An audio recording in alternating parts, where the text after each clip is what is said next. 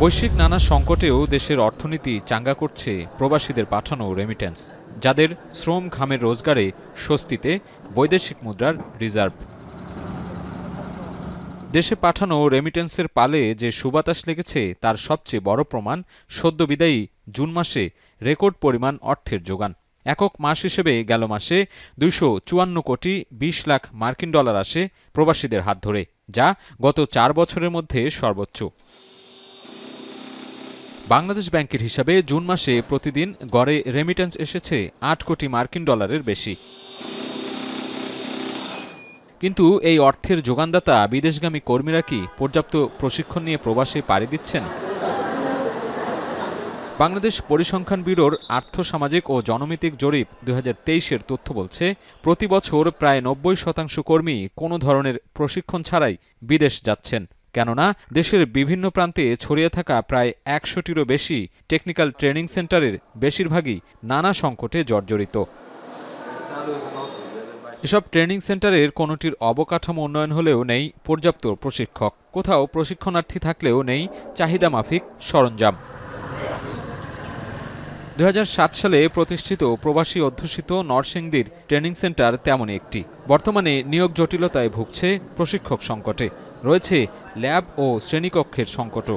এতে বিদেশগামী অনেকেই পাচ্ছেন না যথাযথ প্রশিক্ষণ। দেখা গেছে যে জায়গায় 20 জন বা 30 জনের ক্লাস, ওই জায়গায় 100 জনও বসায় ক্লাস নেওয়া হয় আর কি। ড্রাইভিংয়ের ট্র্যাক নাই, ট্র্যাক না থাকার কারণে আমাদের ড্রাইভিং শেখাটাও অনেক সমস্যা হচ্ছে, স্পেসগুলো অনেক ছোট। সবার উদ্দেশ্যে এই কথাটাই বলতে চাই, যেন বিদেশে যাওয়ার আগে যেন মানুষ প্রশিক্ষণ নিয়ে যায়, হাতের একটা কাজ জেনে যায়, তাহলে ভালো একটা পজিশনে যাওয়া সম্ভব। আমাদের বৃহৎ সংকটগুলো যেগুলো আমাদের স্পেসের সংকট, জায়গার সংকট আছে আমাদের কিছু ল্যাবের, এই ব্যাপারে আমরা ঊর্ধ্বতন কর্মকর্তাকে জানিয়েছি বিষয়গুলো। মুন্সিগঞ্জের চাকচিক্যময় এই সেন্টারে সরঞ্জাম থাকলেও নেই পর্যাপ্ত প্রশিক্ষক ও প্রশিক্ষণার্থী। বিবিএসের তথ্য বিশ্লেষণ করে দেখা যায়, অভিবাসীদের মধ্যে মাত্র 10.4% বিদেশে পাড়ি জমানোর আগে কর্মসংশ্লিষ্ট বিষয়ে প্রশিক্ষণ নিয়ে থাকেন। এর মধ্যে 47.66% দক্ষতা অর্জন করেন বেসরকারি বিভিন্ন প্রতিষ্ঠান থেকে, আর সরকারি প্রতিষ্ঠান থেকে প্রশিক্ষণ নেন 40.54% মানুষ। প্রশিক্ষণ গ্রহণকারীদের মধ্যে সর্বোচ্চ 40.83% রংপুর বিভাগে, আর সর্বনিম্ন 5.40% সিলেট বিভাগের।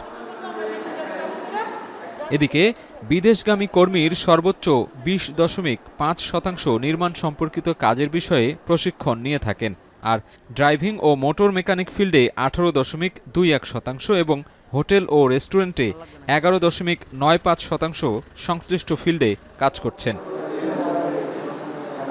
অভিবাসন বিশেষজ্ঞরা বলছেন, প্রথাগত প্রশিক্ষণগুলোর আধুনিকায়ন ও ডিজিটালাইজেশন জরুরি। আন্তর্জাতিক মানের সাথে সঙ্গতি রেখে কর্মীদের মধ্যে আগ্রহ বাড়াতে সংশ্লিষ্ট মন্ত্রণালয় এবং জনশক্তি কর্মসংস্থান ও প্রশিক্ষণ ব্যুরোকে তাগিদ দেন তারা।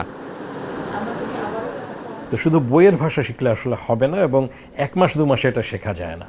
তো সামগ্রিকভাবে আমরা যদি বলি, আমাদের যেই বিশেষ করে প্রবাসের জন্য যে ট্রেনিং সেন্টারগুলো আছে, সেগুলোর শিক্ষার যে কার্যক্রম সেটা আধুনিক নয়, সেখানে যে প্রশিক্ষক রয়েছেন তারাও আধুনিকভাবে প্রশিক্ষিত না, এবং শিক্ষার্থীদের যেইভাবে শিখলে তারা সহজে শিখতে পারবেন এবং সত্যিকারে কাজে লাগাতে পারবেন, সেরকম শিক্ষার জায়গাটা তারা পাচ্ছেন না সেখান থেকে।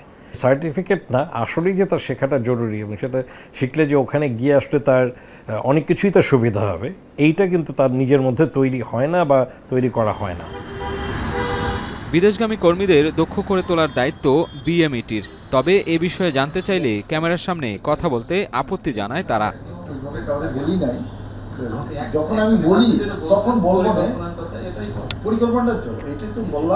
তবে প্রশিক্ষণ কেন্দ্রের উন্নয়নে আশ্বাস দিলেন প্রবাসী কল্যাণ প্রতিমন্ত্রী। প্রশিক্ষণের যে সমস্ত জিনিস, এগুলো অত্যন্ত পুরাতন, যে কারণে আমি আমাদের মন্ত্রণালয়ের সচিব সহ আমরা বসে আলাপ আলোচনা করে নতুন এই বিশ্বের সাথে তাল মিলিয়ে চলতে হবে। নতুন সরঞ্জাম দিয়েই আমরা ট্রেনিং দেওয়ার লক্ষ্যেই আমরা এখন প্রত্যেকটি টিটিসিকে করা হয়েছে যে তাদের কী কী জিনিসের প্রয়োজন, কী কী জিনিস আছে, এগুলোর চাহিদা। দক্ষ জনশক্তি বিদেশে পাঠিয়ে দেশের অর্থনীতির গতি সচল রাখতে রিক্রুটিং এজেন্সি সহ সব পক্ষকে সমন্বিতভাবে কাজ করার তাগিদ বিশেষজ্ঞদের। সাজিদ আরাফাত, এখন, ঢাকা।